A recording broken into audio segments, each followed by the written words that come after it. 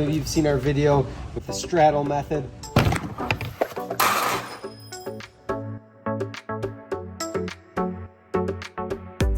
Hey, it's Tom from Tom's Toons. Quick tip for getting a stubborn steering wheel off. Maybe you've seen our video with the straddle method. I'm gonna back this nut off with a 3/4 inch socket. Remove that and the washer. And on this particular style, there's a key here, that little groove right there. This steering wheel, I pulled on it, I reefed on it. I don't want to break the housing. So what I'm going to do, I could hit it with a little bit of PB Blast just to loosen up. Maybe I let it sit for a little bit like that.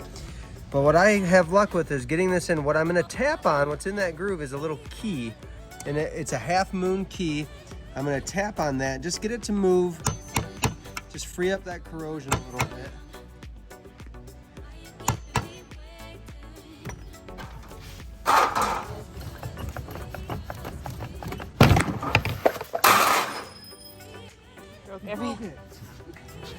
And that's a great way to get it out. There's that key, and as you can see, the key is pretty well stuck in there. I